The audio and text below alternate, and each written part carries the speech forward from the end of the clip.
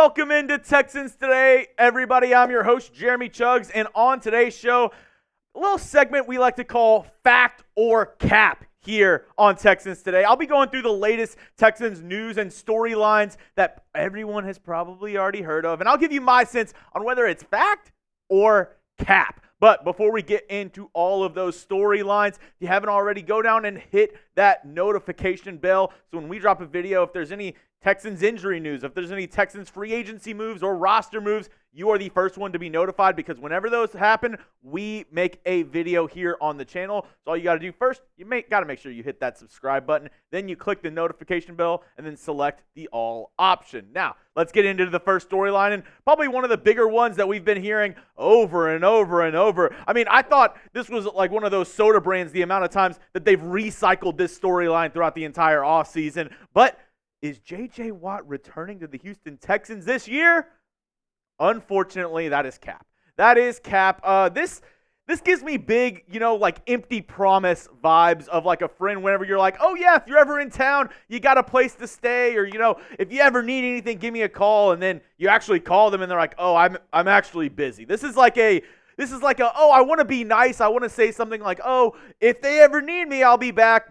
But in reality, I don't think J.J. Watt is coming back. I mean, he's in a good place in his life, him and his wife raising their child. He's involved in a lot of, other things outside of football, the media landscape. He's part owner of a soccer team over in England. So I don't know if he was actually serious about coming back because also, along with, getting ready for the football season and having him, get acclimated with the new defensive scheme, get into football shape, all those things, which I don't think J.J. Watt is going to have a hard time getting into shape. If anybody watched the Hard Knocks with the Texans years and years ago, dude showed up to the gym at like 4 a.m. I don't think that's going to be the problem.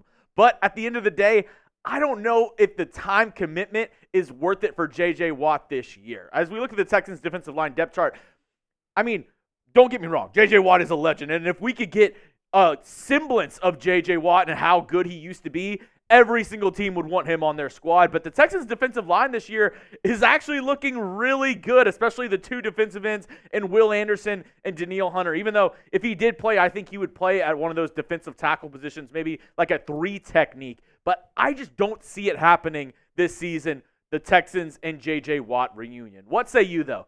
Do you think he was serious? Do you think J.J. Watt returns this year? Be honest with me. Let me know down in the comment section, yes or no. Do you think J.J. Watt returns this season for the Houston Texans? I'm interested in to see what you have to say. I would love to see 99 back on the field with the Houston Texans, and maybe there is a world where somebody gets injured and the Texans are in a good spot, to make the playoffs, to make a run, and J.J. Watt does have his triumphant return.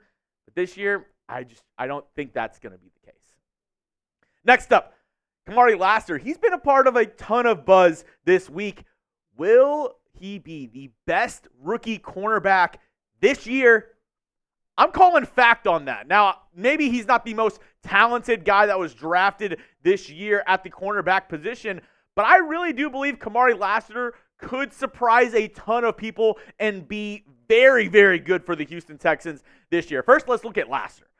Allowed 0 touchdowns in 2023 for the Georgia Bulldogs in the SEC, going up against very good competition. He allowed a 48.7 passer rating in 2023, and he's a 2-time national champ. So obviously, he's part of a winning culture. He knows what it takes to win on the football field and be part of a winning program on the football field. And then all throughout OTAs and minicamp, I mean, I've been looking for, stuff to say about Lassiter on, why he might not fit, why he might be, struggle year one, but he has really gone out and proven himself throughout minicamp. He was the Swarm Player of the Week, which just really means the best defensive player on the Texans for this week of minicamp. He won those honors. He was going up against Stephon Diggs, looked really good in coverage. Went up against Dalton Schultz and other guys in coverage, looked very good. And all the news from minicamp and everybody that's seen him play and practice so far has said this kid is the real deal. He's an absolute competitor and an absolute menace in the secondary. And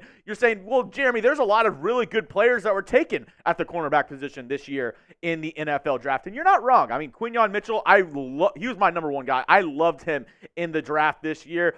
Terrion Arnold with the Lions, Nate Wiggins with the Ravens, Cooper DeJean with the Eagles, and then Kool-Aid McKinstry obviously taking one spot ahead of Kamari Lassiter. All these guys were taken ahead of him in the NFL draft, and they might have a good year as well, but Kamari Lassiter, I think out of everybody, is going to have a really good opportunity to make an instant impact on this team. Kamari Lassiter, I believe, is going to be the CB2 across from Derek Stingley, who's going to take a lot of the wide receiver 1 options away for other teams. So then it's going to come down to Kamari Lassiter and, stopping those other wide receivers on opposing teams. And I think the biggest thing for Kamari Lassiter that kind of makes him stand out from the other guys that were drafted is, one, he's going to start. I know a couple of those other rookies are probably going to start as well, like a Quinyon Mitchell and a Terrion Arnold.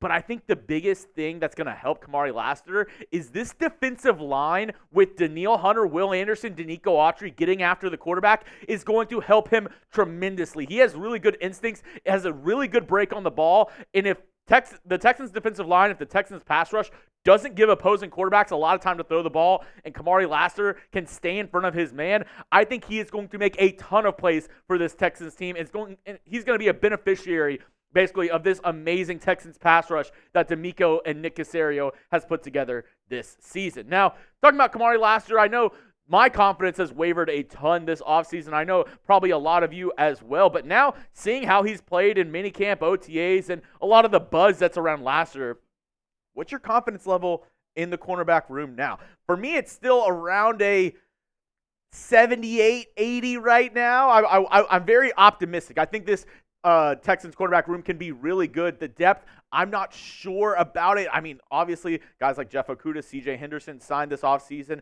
have a lot of upside as former top 10 picks, but I just don't want to be too, gun-ho saying, oh yeah, the Texans cornerback room is top 10. I don't think it's there yet, but I do have a lot more confidence than I did at the start of the offseason.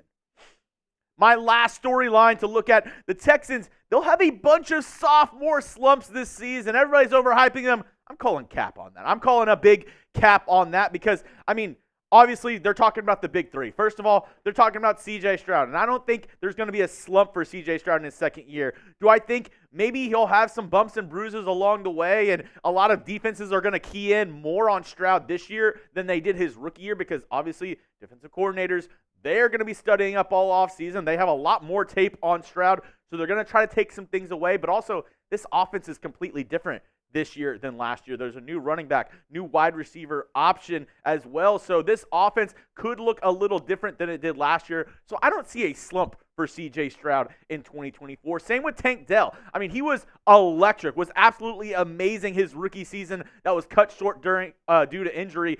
47 receptions, 709 yards, 7 touchdowns. Tank Dell has been in the lab this offseason, and I don't expect Dell, even with the addition of Stephon Diggs and having Nico Collins there on the field as well, I think Dell could honestly be the wide receiver 1 for this Texans team this coming season. He is actually that good. I promise you that. When you look at him, practice, when you look at all the stuff he's done this offseason, Dell looks like he is in game shape right now, regardless of everything that he's been through this offseason. And then Will Anderson, he has come into this minicamp, into this OTA session for the Texans, and he looks fantastic as well. New teammate Danielle Hunter has sung his praises, saying Anderson has really impressed him as a young pass rusher, as a young edge rusher in the league. And I think the addition of Danielle Hunter not only helps this Texans team production-wise, because obviously he's a great player in his own right, but also helping Will Anderson Jr. come along, helping him, get over those bumps and bruises, get over those, rookie hiccups that he has, and really help him develop into a much better pass rusher in 2024. That's all I have for you on today's show. As always, like I said at the very beginning of the show, make sure you have that notification bell turned on. If anything does happen with the Houston Texans this offseason, we will have you covered. So you don't want to miss out. Hit that notification bell and turn on your notifications and subscribe today to the fastest growing Texans channel on YouTube. For good reason, we're bringing you daily Texans content for free all year long.